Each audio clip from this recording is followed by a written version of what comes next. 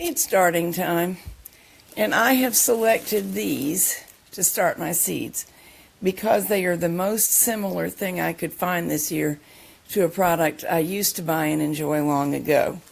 They look like soil blocks, and they are much like soil blocks, but you can see how well they hold together.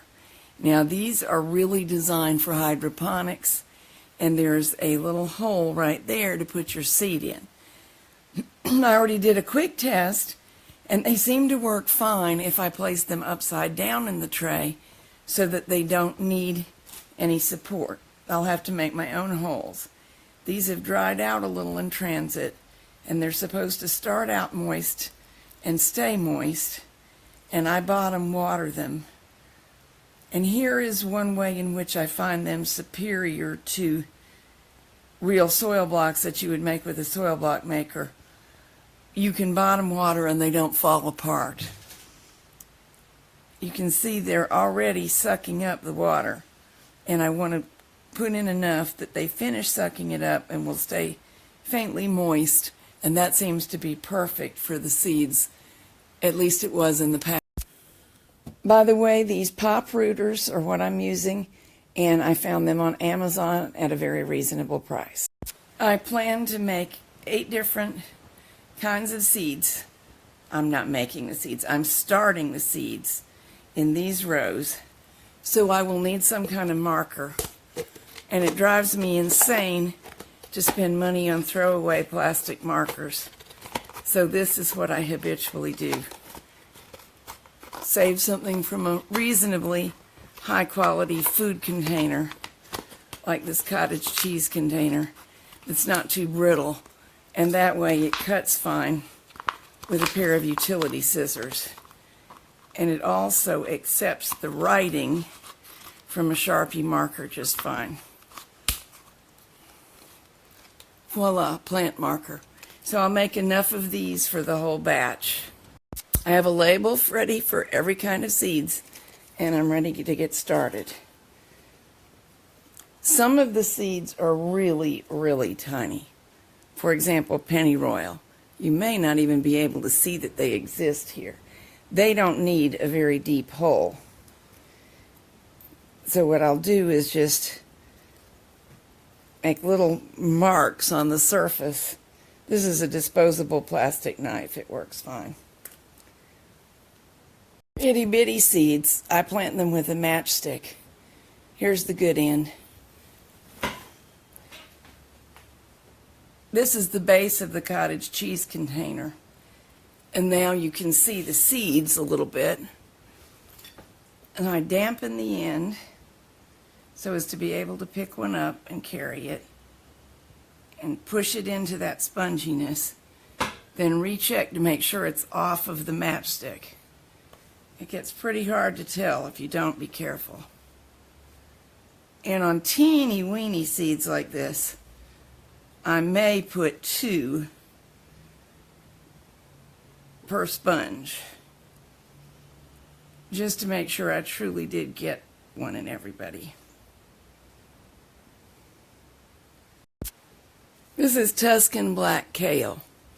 Much bigger seeds. They're all right down there now. And one little trick that I have learned over time is to plant side by side things that are completely unlike one another. So if anything rolls around where you did not really intend for it to go and starts up on another starter plug, you don't get confused. I will not mix up kale with pennyroyal. I made bigger holes this time. I'm sure you saw that. I can still pick up and plant with a matchstick and poke them right in the method.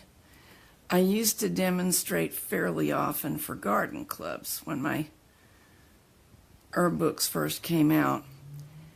And I would start seeds at home that were known to be difficult. For example, lavender seeds, using what I then used that was like this system, almost like these, not quite. And I would get 100% germination, and then could share the plants around at the garden club and people could take them home in the little plastic bag I gave them, and they would survive.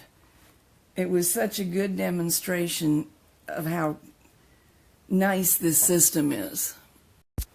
There is not a thing wrong with spreading the seeds thinly in a flat, later pricking them out and putting them in teeny weeny pots, then potting on into larger pots. It's the time-honored thing, and it works great.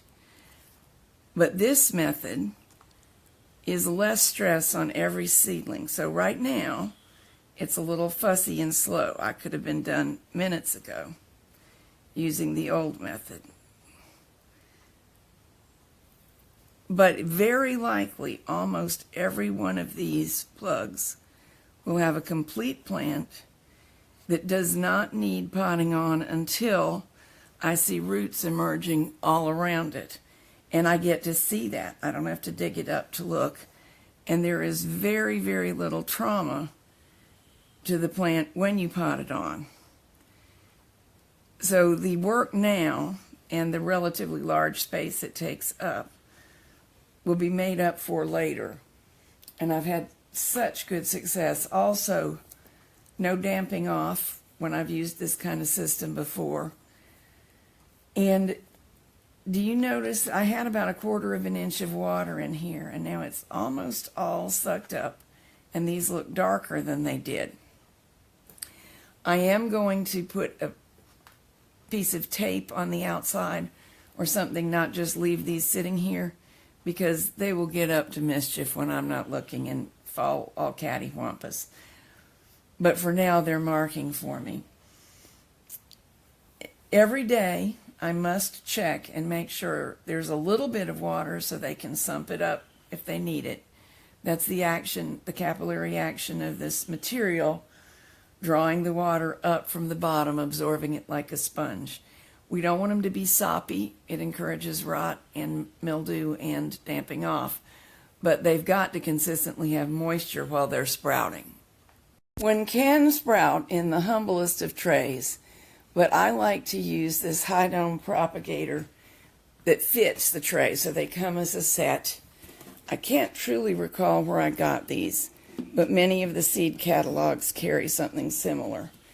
The extra height is not needed now, but it will be shortly, and it's another thing that will save me time. I won't have to pot on. I also like the ones with ventilation. I can now put this in the sunroom, close it at night for protection, even put a towel over it, because that's a passively heated room. Open them in the daytime so that they vent and they don't cook the seedlings, because in this mini greenhouse is what you've made, it can easily get to over 100 degrees unvented in the sun. So now I'm off to put these in the sunroom. It's a cloudy day, so I'll close the vents, and we'll get back together in a few days when I hope to be able to show you some plants. Only 2 days have passed, but we've already got some sprouting occurring. These on the left that are the farthest along, these are my Asian greens. But over here you can see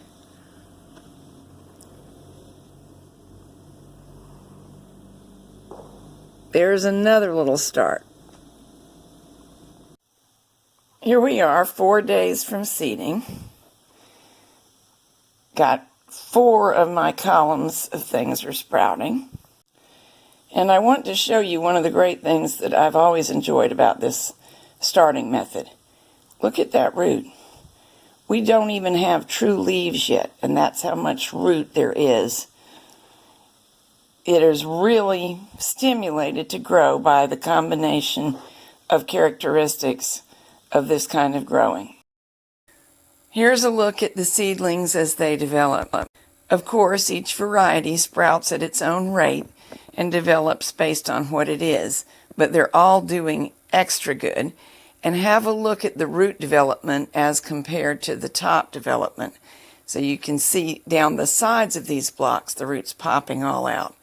And here's a look at the tiniest seeds and how well they're doing in spite of their delicacy. A few weeks have passed, and now all the plants are out in the garden. They made it outdoors with absolutely no transplant shock, and they're doing well, even the teeniest little plants. These are the pennyroyal, and it just rained, so there's some dirt on their leaves. And if you're wondering about the strange mulch, broken china is a great cat excluder to keep them from digging up your tomatoes. Fellow garden lovers may enjoy my book, Herbs, the Answer Lady Tells All, which is available on my website, theanswerlady.com.